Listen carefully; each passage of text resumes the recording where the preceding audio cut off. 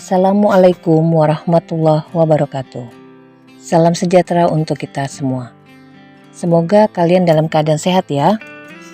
Pada pertemuan yang lalu, kita membahas tentang perdagangan internasional. Nah, pada hari ini kita akan melanjutkan materi tentang ekonomi kreatif, yaitu mengembangkan ekonomi kreatif berdasarkan potensi wilayah untuk meningkatkan kesejahteraan masyarakat. Sebelum kita mulai, kita berdoa terlebih dahulu. Berdoa menurut agama dan kepercayaan masing-masing. Berdoa dimulai. Berdoa selesai. Tujuan pembelajaran pada hari ini yaitu pertama, mendeskripsikan pengertian ekonomi kreatif. Kedua, memahami aspek-aspek ekonomi kreatif. Ketiga, memahami pentingnya ekonomi kreatif bagi pertumbuhan ekonomi. Yang keempat, mendeskripsikan jenis-jenis ekonomi kreatif. Konsep ekonomi kreatif.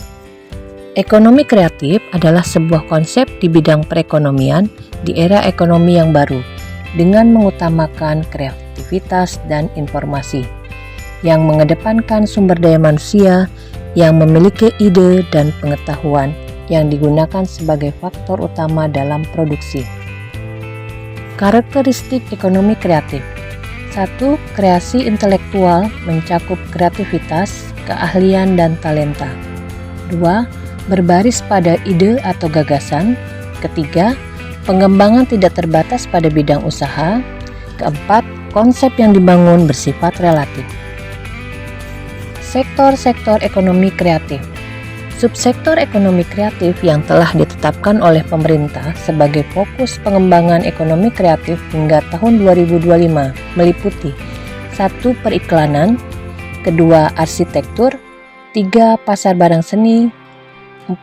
Kerajinan, 5. Desain, 6. Fashion, 7. Video, film, dan fotografi, 8. Permainan interaktif, 9. Musik, 10. Seni pertunjukan, 11. Penerbitan dan percetakan, 12. Layanan komputer dan software, 13. Televisi dan radio, 14. Riset dan pengembangan.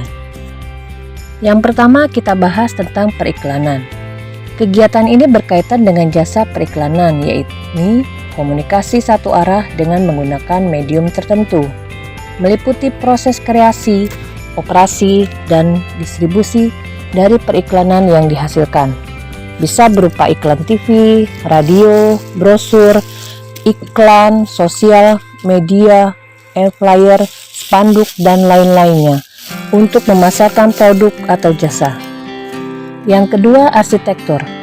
Kegiatan ini berkaitan dengan desain bangunan secara menyeluruh, baik dari level makro, town planning, urban design, landscape arsitektur, sampai level mikro, detail konstruksi. Misalnya arsitektur taman, perencanaan kota, perencanaan biaya, konstruksi, konservasi bangunan, warisan sejarah, pengawasan konstruksi, dan lain-lain. Ketiga, pasar barang seni.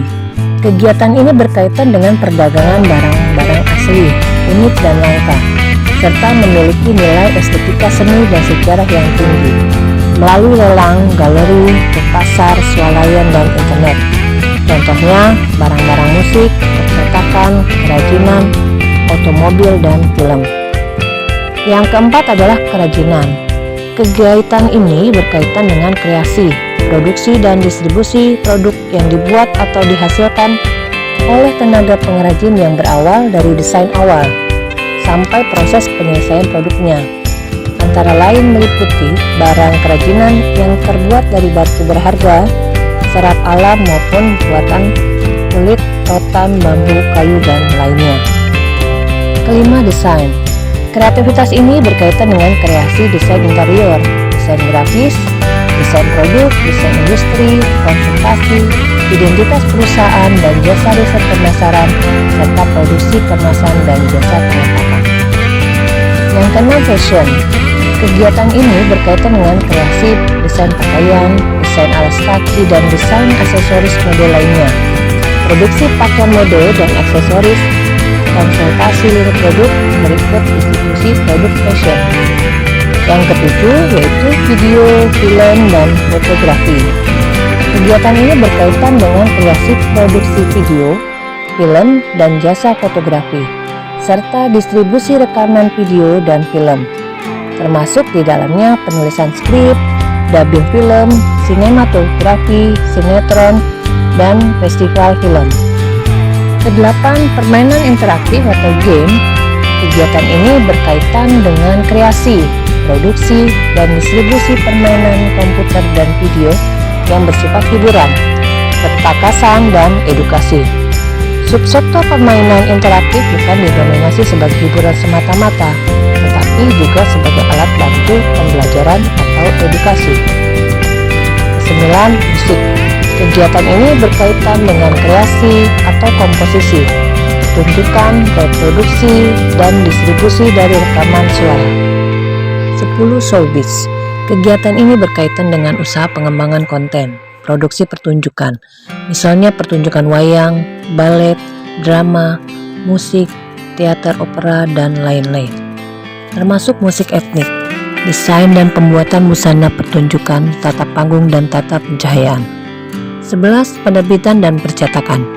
Kegiatan ini berkaitan dengan penulisan konten dan penerbitan buku, jurnal, koran, majalah, tabloid, dan konten digital, serta kegiatan kantor berita dan pencari berita.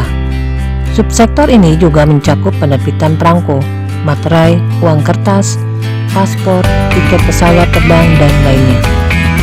12. Layanan komputer dan software.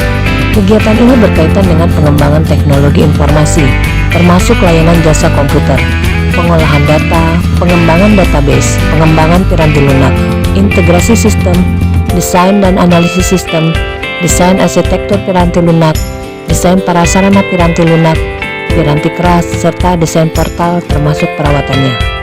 13. Televisi dan radio.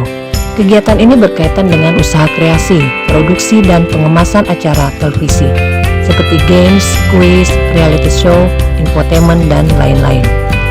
14. Riset dan pengembangan. Kegiatan ini berkaitan dengan usaha inovatif yang menawarkan penemuan ilmu dan teknologi, serta mengambil manfaat terapan dari ilmu dan teknologi tersebut, guna perbaikan produk dan kreasi produk baru, alat baru, metode baru, dan teknologi baru yang dapat memenuhi kebutuhan pasar.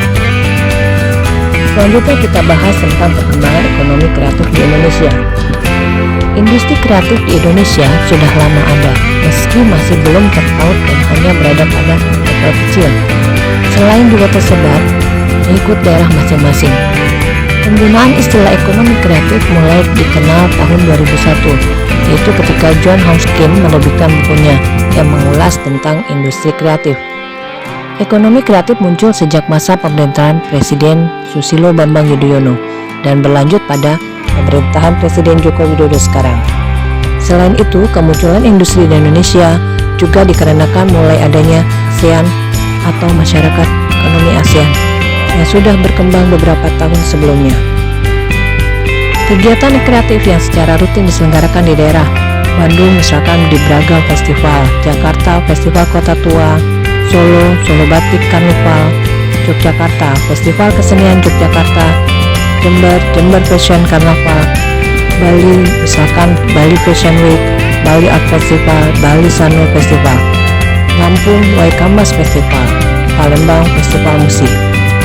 Upaya meningkatkan ekonomi kreatif sesuai dengan implementasi dari Undang-Undang Dasar 1945 Pasal 33 Ayat 1 dan 3, yaitu menyiapkan insentif, membuat roadmap industri, memberi perlindungan hukum, membuat program komprehensif, membentuk Indonesia Creative Council. Upaya pengembangan yang dilakukan Kementerian Perdagangan, yaitu upaya-upayanya pengembangan database ekonomi kreatif.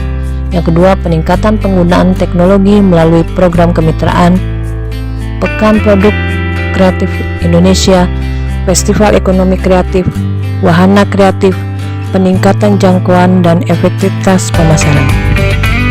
Ketujuh, riset ekonomi kreatif dan fasilitas pemberian insentif yang mendukung inovasi. 8. Fasilitas kegiatan yang mendorong lahirnya insan. Kegiatan fasilitas yang mendorong lahirnya insan kreatif dan entrepreneur kreatif baru di Indonesia. 11. Penciptaan identitas lokal daerah tingkat 1 dan 2 secara identitas nasional. Demikian materi kita pada pagi hari ini. Kita akan lanjutkan pada materi berikutnya. Kita tutup dengan membacakan hamdalah. Alhamdulillahirabbil alamin. Tetap jaga kesehatan, ingat selalu pesan ibu. 3M, yaitu memakai masker, mencuci tangan dengan sabun, jaga jarak. Terima kasih. Assalamualaikum warahmatullahi wabarakatuh.